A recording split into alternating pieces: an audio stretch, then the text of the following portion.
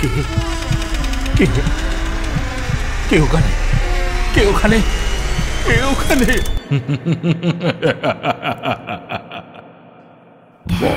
ভুতুরে, যেখানে জীবিত সব চরিত্র।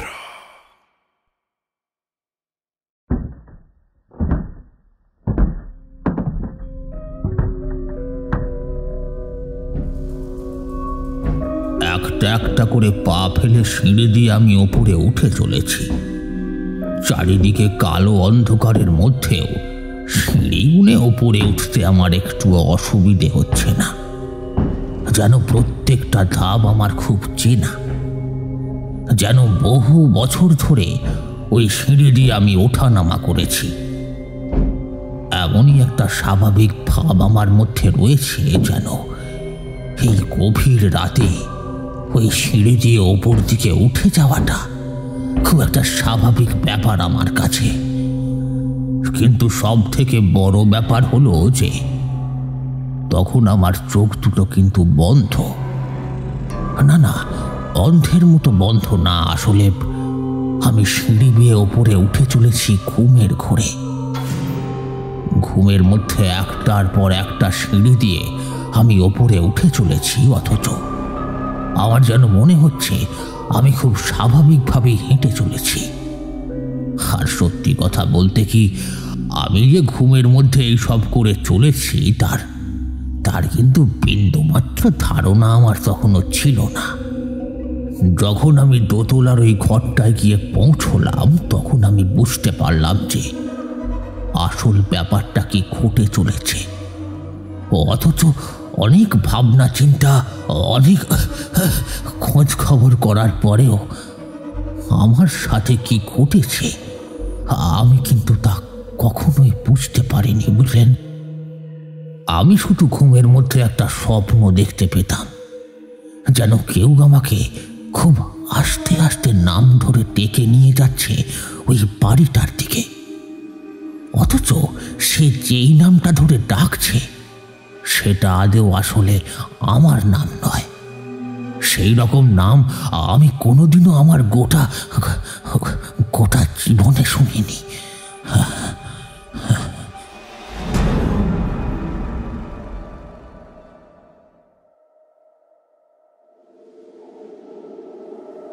এই যে দেখেছেন, এই মাঝখান থেকে গল্প বলতে শুরু করলে যে খুব একটা সমস্যা হয় তা মাঝে মাঝে আমি ভুলে যাই। মাঝে মাঝে মনে হয় এই রকম মাঝখান থেকে গল্প বলতে শুরু করলে যে শুনছে সে কিছুই বুঝতে পারবে না। আসলে কি বলুন তো, বয়স হচ্ছে তো, তাই আর কি মনে থাকে না। তাহলে গল্পটা প্রথম থেকেই বলি আপনাদের। আমার বয়স এখন 70-এর কাছাকাছি। যে সময়ের কথা বলছি সে সময় আমার বয়স ছিল ওই 17 কি 18। একবার বাবা মায়ের সাথে একটা গ্রামে ঘুরতে গিয়েছিলাম। সেই গ্রামে আমার এক আত্মীয়ের বাড়ি ছিল, আর তার বাড়িতেই একটা বিয়ে উপলক্ষে আমাদের সেখানে যাওয়া। না হলে বাবার কাজের চাপ আর মায়ের সংসার নিয়ে তারা ব্যস্ত থাকত। ঠিক এইভাবে কোথাও ঘুরতে যাওয়া আমাদের হতো বছরে একবার, কিংবা কোনো বছর তো তাও জুটত না। এবারে তাই বিয়ে বাড়ি উপলক্ষে বাবা বেশ কয়েকদিন ছুটি নিয়ে আমরা বেরিয়ে পড়লাম সেই গ্রামের উদ্দেশ্যে। গ্রামের নামটা এখন ঠিক মনে করতে পারছি না, বুঝলেন। ও ধরে নেওয়া যাক লক্ষ্মীকান্তপুর। হ্যাঁ, লক্ষ্মীকান্তপুর। গ্রামে পৌঁছে দেখলাম বিয়ে বাড়ির তো এলাহি ব্যবস্থা। যখনকার কথা বলছি তখন ওই ধরুন 1955 কিংবা 56 সাল হবে। বিয়ে বাড়ির এলাহি ব্যবস্থা বলার কারণ হলো বাড়ির সামনে মাঠ জুড়ে বিশাল একটা প্যান্ডেল করা হয়েছে। তাছাড়া রান্না বান্নার জন্য লোকজনও এসেছে বিস্তর। আগের দিন থেকে রান্না বান্নার কাজ শুরু হয়ে গেছে, আর গোটা গ্রামের নাকি সবার নিমন্ত্রণ। আসলে তখনকার দিনের মানুষের মন ছিল বটে, আর এখন তো মানুষ নেমন্তন্ন করতে গিয়ে আত্মীয় স্বজনদেরও লিস্টের বাইরে রাখতে ভালোবাসে। আহা, তখনকার দিনের কথাই ছিল আলাদা। গ্রামে একটা উৎসব আনন্দের অনুষ্ঠান মানে গ্রামের সবার পেট পুড়ে খাওয়ার বন্দোবস্ত থাকতো। সেসব দিন আর সেসব মানুষ এখনকার দিনে বড় একটা দেখা যায় না। আমরাই বোধহয় শেষ প্রজন্ম যারা দুটো যুগ একসাথে দেখে এসেছি। সে যাই হোক, বিয়ে বাড়ি বেশ ভালোই কেটে গেল।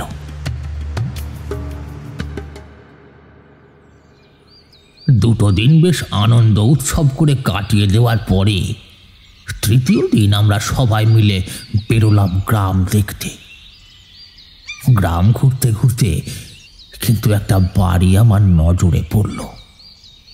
বাড়িটা একটু পুরনো ধরনের, দেখেই বোঝা যাচ্ছিল অনেক দিন থেকেই সেখানে কেউ থাকে না।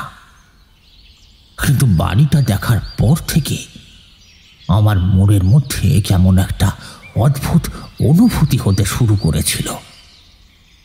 আর সবচেয়ে আশ্চর্যের ব্যাপার হলো, যখন আমি ফিরে আসছিলাম তখন সূর্যের আলো প্রায় নামতে শুরু করেছে। সেই অল্প আলো আঁধারিতে আমি সেই বাড়ির ব্যালকনিতে কাকে যেন একটা দাঁড়িয়ে থাকতে দেখেছিলাম। অথচ সেই কথা সবাইকে বলতে সবাই হেসে উঠে বলল ওই বাড়িতে নাকি কেউ থাকে না, এমনকি ওই বাড়ির কাছাকাছিও কেউ খুব একটা আসে না। অথচ আমি স্পষ্ট দেখেছি ওই বাড়ির ব্যালকনিতে কাউকে দাঁড়িয়ে থাকতে, একটা আমার বয়সী ছেলে, ঠিক আমার মতোই দেখতে। ঠিক বললে ভুল বলা হবে, অনেকটা আমার মতোই দেখতে। তখন আমার বয়স অল্প, ওই আলো আধারিতে খুব একটা আমি ভালো করে বুঝতে পারিনি। কিন্তু আমি পরে বুঝতে পেরেছিলাম আসলে ছেলেটাকে দেখতে সম্পূর্ণ আমার মতো। বাড়ি ফিরে আসার পরেও কিন্তু গোটা ব্যাপারটা আমার মাথা থেকে গেল না। বাড়ি বলতে যে বাড়িতে আমরা আমন্ত্রিত হয়েছিলাম সেই বাড়ির কথা বলছি।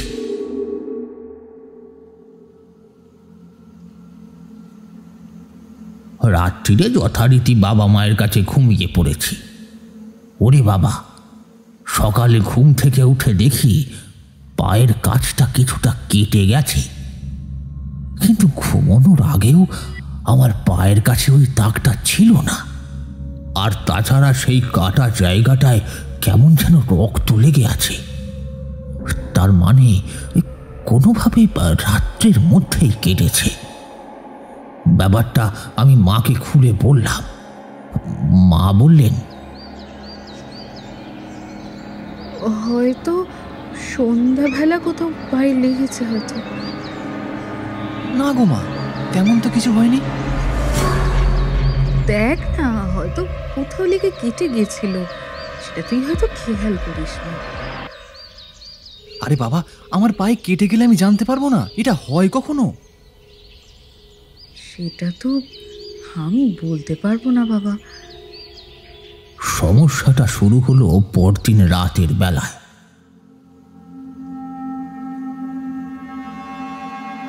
ঘুমের মধ্যে চোখ খুলতেই আমি দেখি আমি দাঁড়িয়ে রয়েছি একটা অন্ধকার ঘরের মধ্যে। যে ঘরে দাঁড়িয়ে রয়েছি সেই ঘরটাকে আমি চিনি না।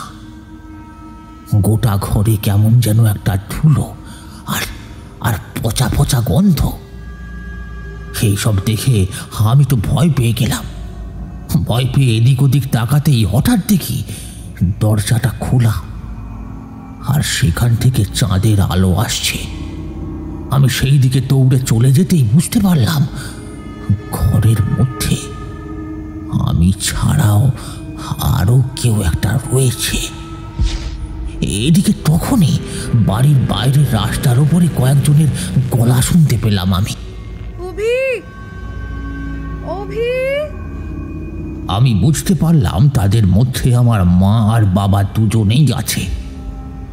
আর আমি বাইরে বেরিয়ে বুঝতে পারলাম এটা আসলে সেই বাড়িটা, যেই বাড়িটা আমি দেখতে পেয়েছিলাম সেদিন বিকেলে ফেরার সময়।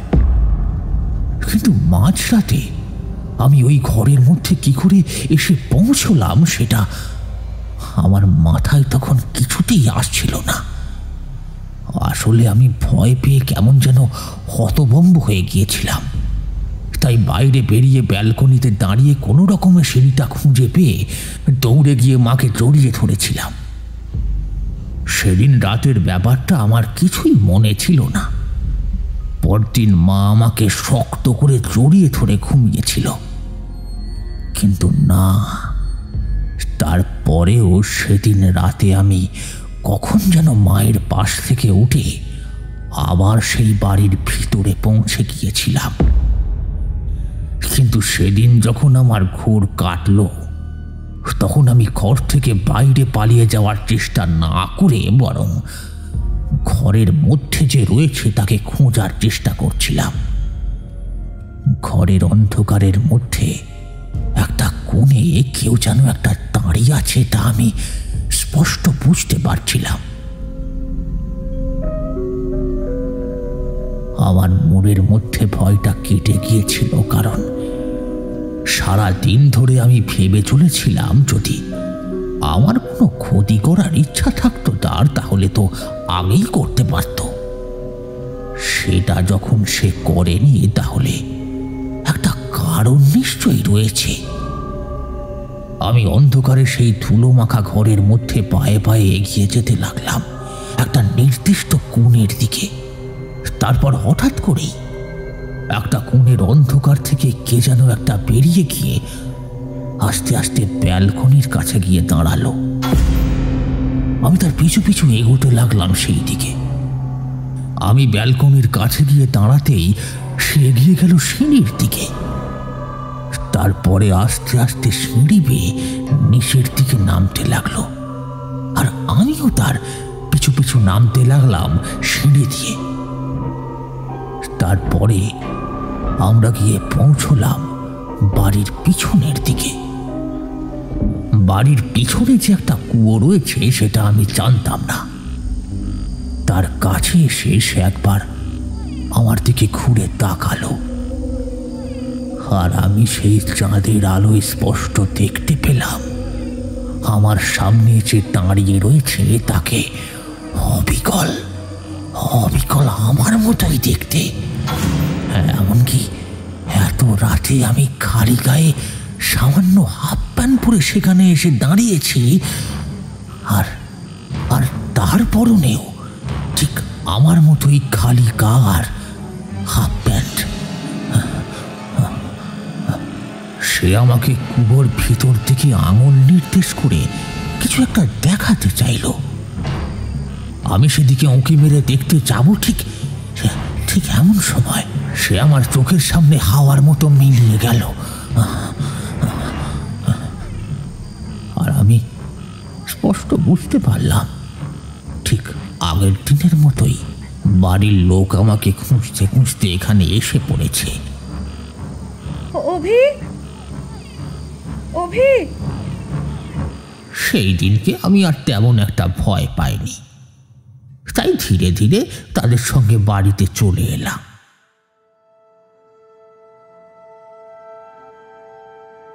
মা বাবা আমার কাছ থেকে অনেক কিছুই জানতে চাইল, কিন্তু আমি তাদের কিছুই সেভাবে বলতে পারলাম না, কারণ আমি কখন সেই ঘরের ভেতর গিয়েছি কিংবা কিভাবেই বা গিয়েছি তার কিছুই আমি জানি না।